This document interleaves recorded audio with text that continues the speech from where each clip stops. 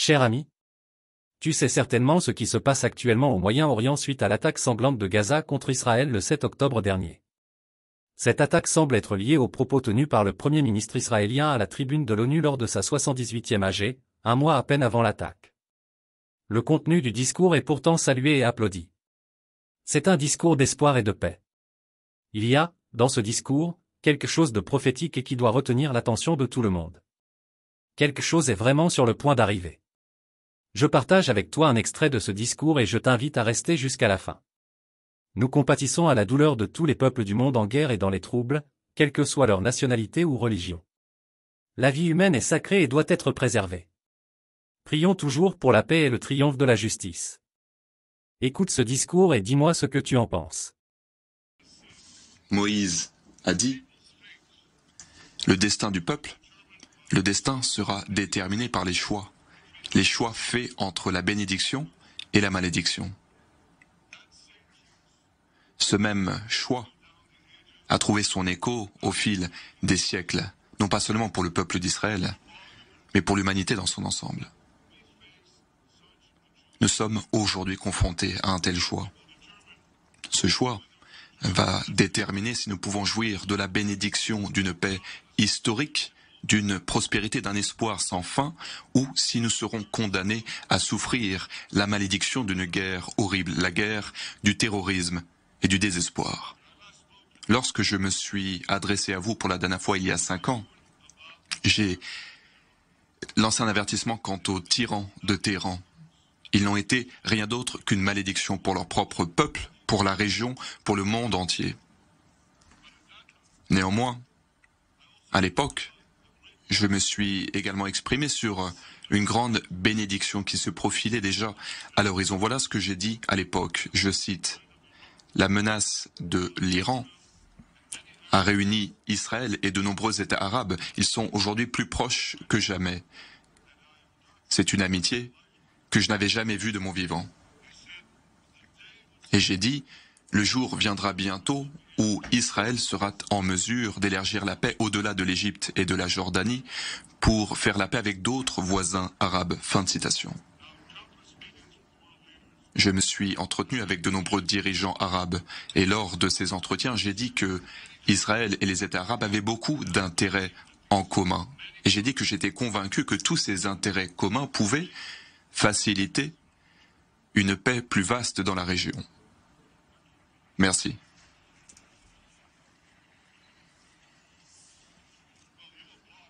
Bon, vous applaudissez aujourd'hui, mais à l'époque, beaucoup n'étaient pas d'accord avec cet optimisme. Pour eux, c'était un vœu pieux. Ils faisaient preuve de pessimisme en raison de 25 ans de bonnes intentions, mais d'échecs dans les pourparlers de paix.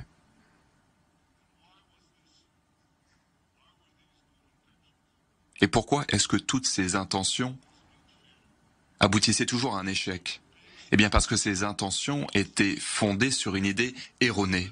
L'idée selon laquelle il fallait d'abord parvenir à un accord de paix avec les Palestiniens. Sinon, il ne serait pas possible pour les États arabes de normaliser leurs relations avec Israël. Cela fait longtemps que je tente de faire la paix avec les Palestiniens. Néanmoins, je suis également convaincu que nous ne devons pas donner aux Palestiniens un droit de veto sur les traités de paix avec les autres États arabes. Les Palestiniens pourraient grandement bénéficier d'une paix plus vaste. Les Palestiniens doivent faire partie de ce processus, mais ils ne devraient pas avoir un droit de veto pour s'opposer à ce processus. Et je pense que faire la paix avec plus d'États arabes va, à vrai dire, augmenter nos possibilités de faire la paix avec les Palestiniens. Les Palestiniens sont 2% du monde arabe. Tant qu'ils sont convaincus que les 98 autres pourcents seront en guerre avec Israël, eh bien, ce monde arabe pourrait finir par étouffer et détruire l'État juif. Voilà ce qu'ils pensent. Donc lorsque les Palestiniens voient que la plupart des pays du monde arabe se sont réconciliés avec l'État juif, eh bien les Palestiniens finiront eux aussi par abandonner ce fantasme qui consiste à détruire Israël. Ils pourront enfin s'engager sur la voie d'une paix pérenne avec Israël. Pendant des années, ma stratégie de paix était rejetée par ce que l'on appelle les experts. Eh bien, ils avaient tort. selon eux, nous n'allions pas pouvoir, dans le cadre de leur approche, nous n'avons pas pu atteindre à aucun accord. Mais en 2020, grâce à l'approche en faveur de laquelle j'ai plaidé, en 2020, nous avons essayé de faire les choses différemment. Et très rapidement, nous sommes parvenus à un accord inédit. 4 traités de paix, avec la collaboration des États-Unis. 4 traités de paix, en l'espace de 4 mois, avec 4 pays arabes. Les Émirats arabes unis, le Bahreïn, le Soudan et le Maroc. Les accords d'Abraham constituent un tournant de notre histoire. Et aujourd'hui, nous voyons les bénédictions qui découlent de ces accords. Nous commerçons avec ces nouveaux partenaires. Le commerce est en plein essor. Nous coopérons dans le domaine du commerce, de l'eau, de l'énergie, de l'agriculture, de la médecine, du climat et dans bien d'autres domaines encore. Près d'1 million d'Israéliens se sont rendus aux Émirats arabes unis au cours de ces 3 dernières années. Tous les jours, les Israéliens gagnent du temps et de l'argent en faisant ce qu'ils ne pouvaient pas faire pendant des années. Ils peuvent survoler la péninsule arabe pour se rendre en Inde, en Australie.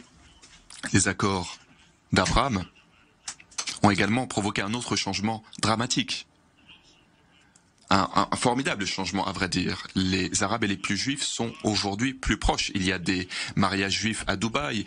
Et nous avons également coopéré avec l'État de Bahreïn. Il y a beaucoup de touristes qui se rendent dans les musées de Casablanca sur l'histoire juive.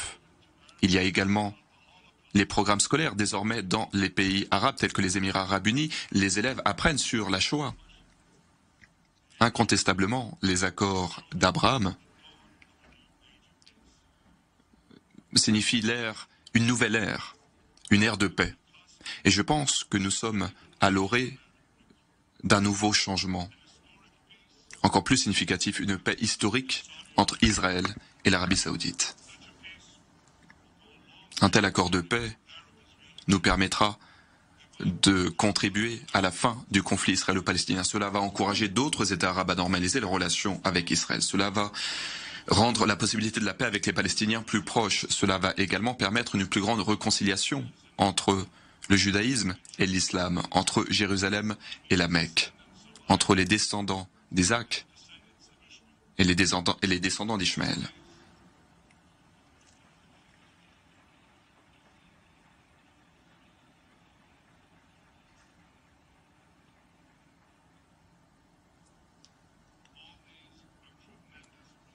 Ces changements sont autant de bénédictions. Il y a 2 semaines, nous avons également assisté à une autre bénédiction qui se profilait déjà lors de la conférence du G20. Le président Biden, le Premier ministre Modi et les représentants arabes et européens ont annoncé un plan pour un corridor visionnaire qui s'étendra de la péninsule arabe à Israël, pour connecter l'Inde à l'Europe avec des liens maritimes, des liens ferroviaires, des oléoducs, des câbles optiques.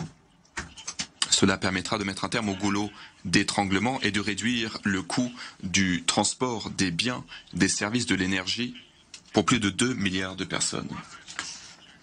C'est un changement historique pour mon pays. La terre d'Israël se situe à un endroit au carrefour de l'Asie et de l'Europe. Et pendant des siècles, mon pays a été envahi à plusieurs reprises par des empires qui sont passés par Israël. Ces empires se livraient au pillage et à la conquête dans d'autres régions. Mais aujourd'hui,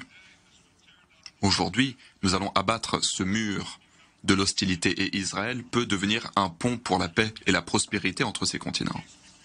La paix entre Israël et l'Arabie saoudite, cette paix va véritablement façonner un nouveau Moyen-Orient.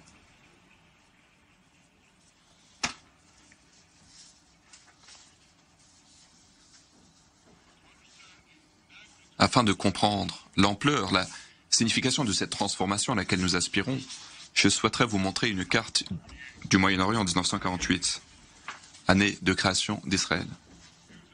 Voilà la carte en 1988. En 1948, voilà, Israël, c'est un petit pays isolé, entouré de pays arabes hostiles. Au cours des premières années, nous avons fait la paix avec l'Égypte et la Jordanie. Et ensuite, en 2020, nous avons passé les accords d'Abraham accord de paix avec 4 autres pays arabes. Et regardez ce qui s'est passé. Lorsque nous avons fait la paix, regardez ce qui va se passer lorsque nous aurons fait la paix avec l'Arabie Saoudite. Le monde entier, le Moyen-Orient va changer. Nous allons abattre donc le mur de l'hostilité. Nous allons créer de la prospérité dans cette région entière. Et nous avons fait autre chose.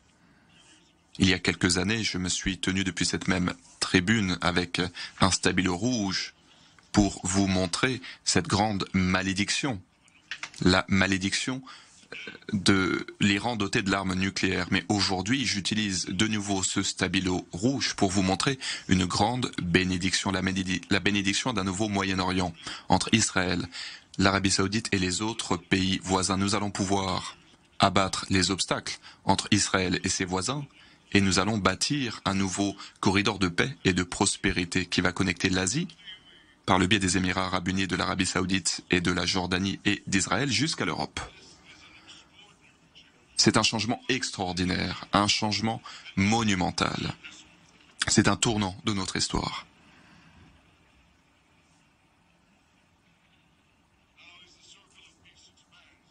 Ce cercle de la paix va s'élargir et je pense que cela va nous permettre de parvenir à une véritable paix avec nos voisins palestiniens. Je pense que c'est enfin possible.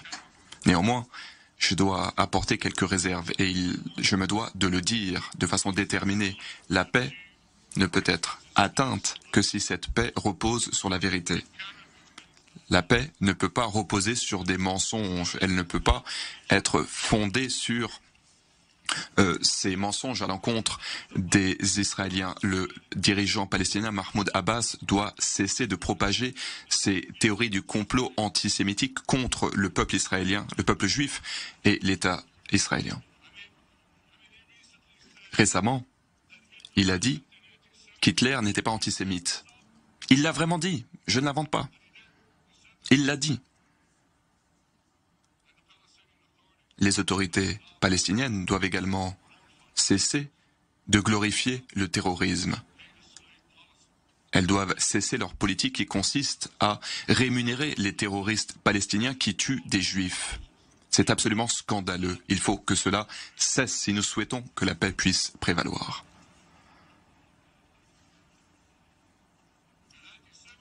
L'antisémitisme doit être condamné, où qu'il survienne, que ce soit à gauche ou à droite, que ce soit dans les amphithéâtres des universités ou dans les salles de conférence de l'ONU. Pour que la paix puisse prévaloir, les Palestiniens doivent cesser de propager cette haine des Juifs. Les Palestiniens doivent se réconcilier avec l'État juif. Je ne parle pas seulement du fait d'accepter l'existence de l'État juif, mais le fait d'accepter le droit des Juifs à avoir un État propre sur leur patrie, sur leur terre natale Israël.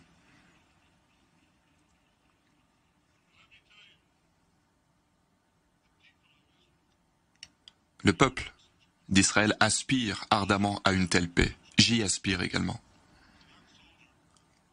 Lorsque j'étais un jeune soldat, il y a plus de 50 ans, mes camarades et moi-même dans les forces spéciales israéliennes, nous avons été confrontés à un danger mortel lors de nombreuses batailles sur de nombreux fronts, près du canal de Suez, ou encore sur le mont Hermon, sur le tarmac de l'aéroport de Beyrouth et ailleurs encore. Ces expériences, ainsi que d'autres expériences, m'ont appris le coût de la guerre. Un soldat a été tué près de moi. Un autre est décédé alors que je le tenais dans mes bras. J'ai enterré mon frère aîné. Ceux qui ont connu dans la chair le fléau de la guerre sont les mieux placés pour apprécier la bénédiction de la paix.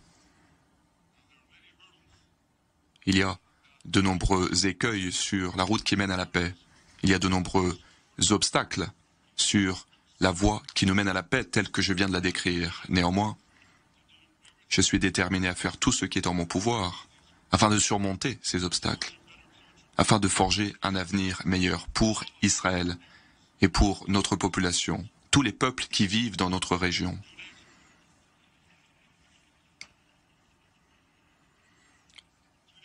Il y a 2 jours, je me suis entretenu avec le président Biden pour parler de cette vision de la paix. Nous partageons le même optimisme quant à ce que nous pouvons accomplir. Et je me félicite de son engagement à saisir cette occasion en or qui s'offre à nous. Les États-Unis d'Amérique jouent un rôle indispensable dans le cadre de ces efforts. Nous avons signé les accords d'Abraham et sous la houlette du président Biden, je suis certain que nous pouvons parvenir à un accord également avec l'Arabie Saoudite.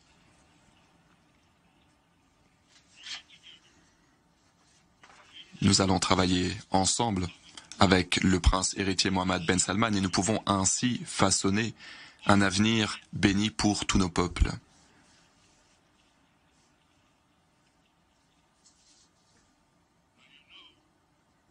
Comme vous le savez, mesdames et messieurs, il y a néanmoins une difficulté à laquelle nous sommes confrontés car l'Iran, dirigé par des fanatiques, l'Iran va faire tout ce qui est en son pouvoir pour mettre un terme à cette paix historique. L'Iran n'a de cesse de dépenser des milliards pour armer ces terroristes. Les tentacules de l'Iran se propagent au Moyen-Orient, en Europe, en Amérique du Nord, en Amérique du Sud, en Asie. L'Iran a même essayé d'assassiner le secrétaire d'État des États-Unis d'Amérique. L'Iran a essayé d'assassiner le responsable de la sécurité nationale des États-Unis d'Amérique. Cela vous montre ce que vous devez savoir sur les intentions meurtrières et la nature meurtrière de l'Iran. L'Iran continue de menacer les lignes maritimes internationales. Des ressortissants étrangers sont tenus otages et il y a un chantage nucléaire de la part de l'Iran. Au cours de cette dernière année, l'Iran et ses suppôts ont assassiné des centaines de personnes et des milliers de citoyens iraniens courageux ont été arrêtés. Il y a également le programme de missiles et le programme de drones iraniens qui menacent Israël et nos voisins arabes. Et les drones iraniens continuent de propager la mort et la destruction en Ukraine et à la population ukrainienne innocente. Les agressions de ce régime, néanmoins, se traduisent par une indifférence de la part de la communauté internationale. Il y a 8 ans, les puissances occidentales ont fait une promesse. Si l'Iran violait l'accord sur le nucléaire, les sanctions seraient rétablies. Eh bien, l'Iran viole l'accord nucléaire. Néanmoins, les sanctions n'ont pas été rétablies. Pour mettre un terme aux ambitions nucléaires iraniennes, cette politique doit changer. Les sanctions doivent être rétablies. Et surtout, l'Iran doit mettre un terme à ce programme nucléaire. Tant que je suis Premier ministre en Israël, je ferai tout ce qui est en mon pouvoir pour que l'Iran ne mette pas la main sur sur des armes nucléaires.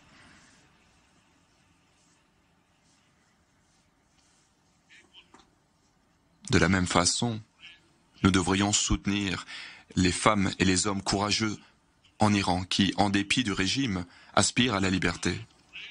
Ces personnes ont eu le courage de descendre dans les rues à Téhéran et dans d'autres villes pour faire face au risque de la mort. C'est la population iranienne et non pas ceux qui les oppressent. Ce sont eux qui sont nos partenaires, la population iranienne, pour façonner un avenir meilleur.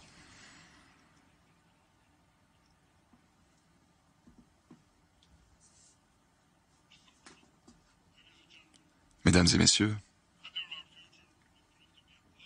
est-ce que notre avenir sera une malédiction ou une bénédiction? Il y a des milliers d'années, Moïse a présenté aux enfants d'Israël un choix intemporel, universel. Je vous le dis aujourd'hui, voyez cette malédiction et voyez cette bénédiction. Choisissez avec sagesse entre la malédiction et la bénédiction auxquelles vous êtes aujourd'hui confrontés. Nous devons, nous aussi, utiliser notre détermination, notre courage pour mettre un terme à la malédiction d'un Iran nucléaire, pour mettre un terme à ce fanatisme. Nous devons faire prospérer la bénédiction d'un nouveau Moyen-Orient qui pourra transformer cette région émaillée par les guerres pour en faire une région de prospérité et de paix. Il faut que nous évitions les dangers de l'intelligence artificielle en utilisant le potentiel de l'être humain et de la machine pour créer un avenir plus radieux pour notre monde. Nous devons le faire de notre vivant pour toutes les générations à venir. Merci. Quel discours et quelle belle vision du Moyen-Orient que le Premier ministre a présenté il y a quelques semaines seulement. Oui, c'est environ un mois avant l'attaque meurtrière du Hamas contre l'Israël. Ces deux événements ne sont-ils pas liés? Tout porte à croire que les auteurs de l'attaque trouvent dans le projet de paix, présenté devant la tribune de la 78e AG de l'ONU, une menace pour leur projet de destruction pure et simple d'Israël. Pour ceux qui sont de confession de la foi chrétienne, cette annonce de Benyamin Netanyahou révèle que la fin est proche. Toi, tu penses quoi de tout ce qui se passe? Merci de me donner ton avis en commentaire avant de partir. Prions pour une paix vraie et durable au Moyen-Orient et en tout lieu où il y a des tensions et des guerres.